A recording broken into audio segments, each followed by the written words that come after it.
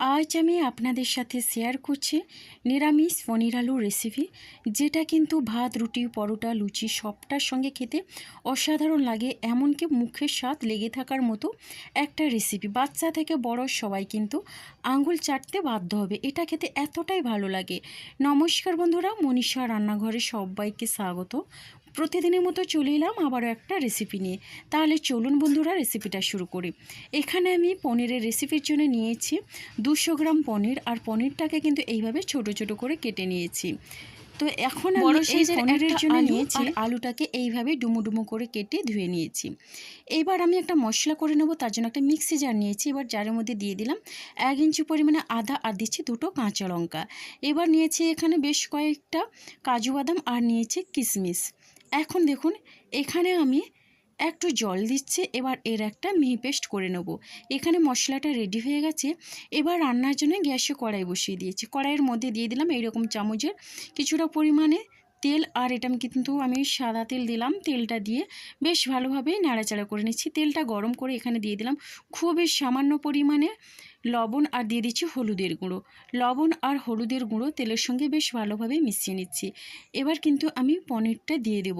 আমি কিন্তু আগের থেকে পনিরের মধ্যে লবণ আর হলুদ গুঁড়ো মাখাইনি, তার জন্য তেলের মধ্যে দিয়ে দিলাম। আর তেলের মধ্যে দিয়ে কিন্তু পনিরটাকে ভেজে নিলে ভীষণই সুন্দর হয়, আর কোনো রকমে আলাদাভাবে পনিরের সঙ্গে লবণ আর হলুদ মেশাতে হয় না।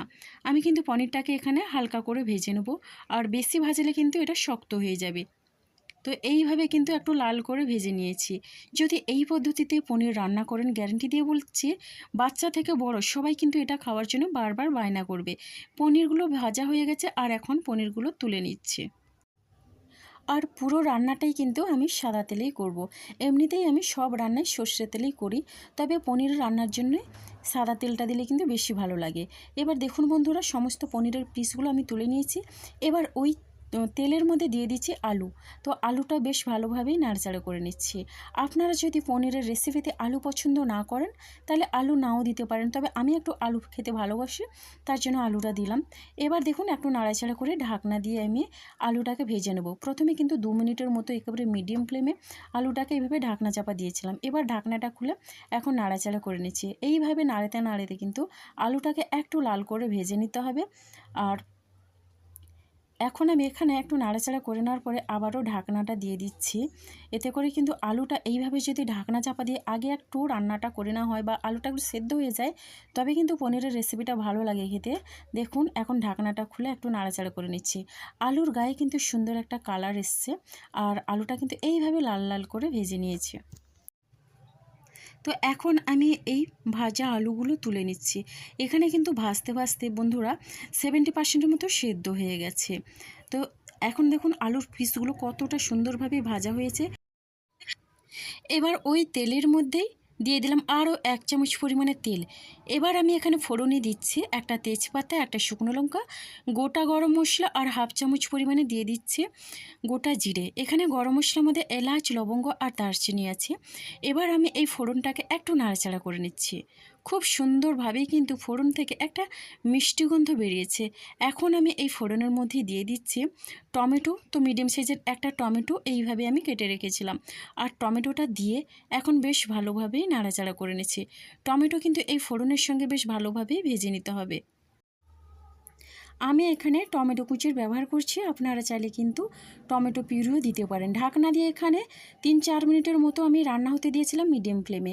এবার ঢাকনাটা খুলে একটু নাড়াচাড়া করে নিচ্ছি। দেখুন টমেটো কিন্তু অনেকটা নরম হয়ে গেছে, আর এইভাবে যদি টমেটোটাকে একটু ভেজে তেলের সঙ্গে রান্না করা যায়, তাহলে কিন্তু ভীষণই ভালো লাগে।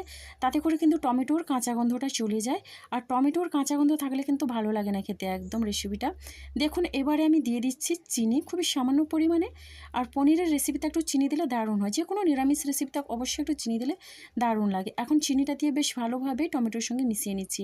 টমেটো কিন্তু এখানে পুরোপুরি গলে গেছে। এবার দেখুন এখানে আমি অ্যাড করে দিচ্ছি বেটে রাখা মশলাটা। এবার আমি মশলাটা দিয়ে ওই বাটিটাতে অল্প পরিমাণে আমি জলের ব্যবহার করব। এবার আমি জলটা দিয়ে বেশ ভালোভাবে মিশিয়ে নিচ্ছি। মশলা কিন্তু বেশ ভালোভাবেই কষাতে হবে, তাহলে কিন্তু রেসিপিটার স্বাদে গন্ধে অসাধারণ লাগবে।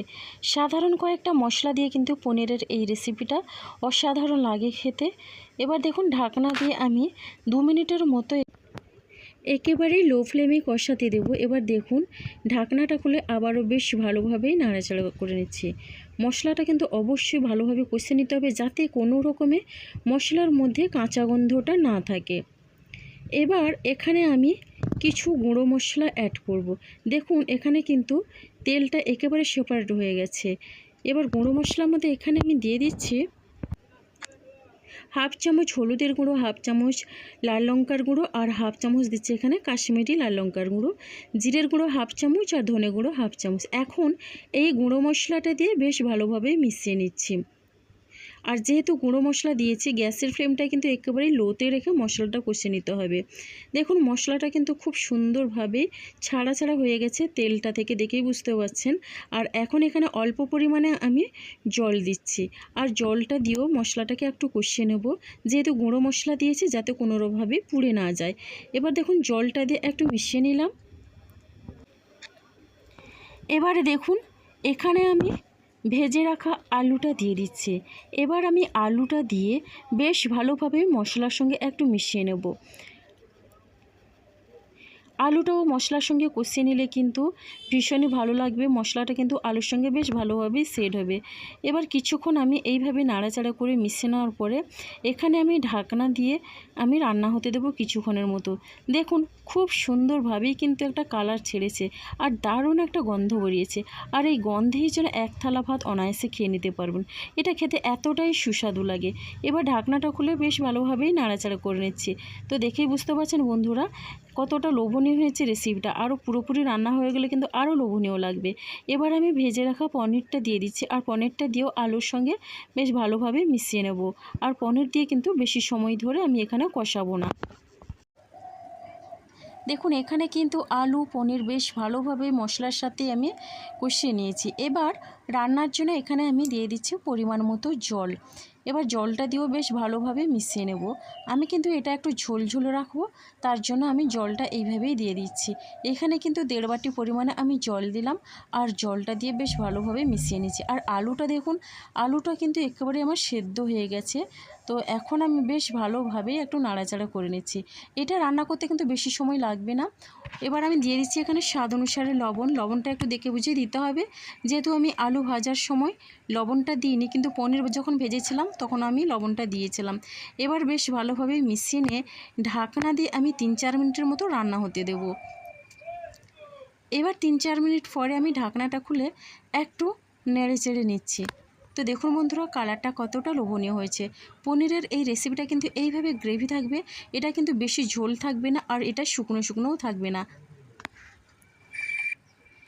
পনিরের এই রেসিপিটা একবার হলেও ট্রাই করবেন, আর কেমন লাগলো কমেন্ট করতে ভুলবেন না।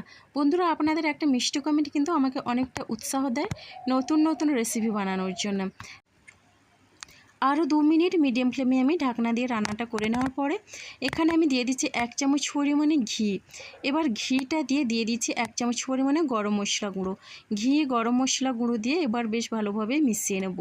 আর ঘি গরম মশলা গুঁড়ো না দিলে কিন্তু রেসিপিটা ভালো লাগে না। আমার কাছে যে কোনো নিরামিষ রেসিপিতে একটু ঘি গরম মশলা গুঁড়ো দিলে দারুণ হয় খেতে। রেসিপিটা কিন্তু দেখুন আমার পরিবেশনের জন্য একেবারে রেডি। আর এখন আমি ঢাকনা দিয়ে গ্যাসটা বন্ধ করে স্ট্যান্ডিং টাইমের জন্য 5 মিনিট রেখে দিয়েছিলাম। কতটা লোভনীয় হয়েছে বন্ধুরা দেখেই বুঝতে পারছেন। জিভে জল আনার মতো এই রেসিপিটা ভালো লাগলে লাইক কমেন্ট শেয়ার এবং সাবস্ক্রাইব করে আমার পাশে থাকবেন। এখানে আমি কিন্তু পনিরের রেসিপিটা সম্পূর্ণ নিরামিষভাবে তৈরি করেছি। যদি আপনারা পেঁয়াজ রসুন ব্যবহার করতে চান তাহলে পেঁয়াজ রসুন দিয়েও রান্না করে নিতে পারেন একরকম পদ্ধতিতে। তো দেখুন বন্ধুরা একটা প্লেটের মধ্যে নিয়ে নিচ্ছি পনিরের এই রেসিপিটা পরিবেশনের জন্যে। দেখলেন তো বন্ধুরা অল্প সময়ের মধ্যে কিভাবে এত সুন্দর পনিরের রেসিপিটা আমি তৈরি করে নিলাম। তো এই রকম লোভনীয় রেসিপি কিন্তু আমার চ্যানেলে আরও দেওয়া আছে, যদি আপনারা চান দেখে আসতে পারেন। আজকের রেসিপিটা আমার এই পর্যন্ত, আর আগামীকাল আসবো আবারও একটা নতুন রেসিপি নিয়ে। আপনারা সবাই সুস্থ থাকুন, ভালো থাকুন। অসংখ্য ধন্যবাদ আর অনেক অনেক ভালোবাসা রইল। তাহলে বন্ধুরা আজকের মতো টাটা।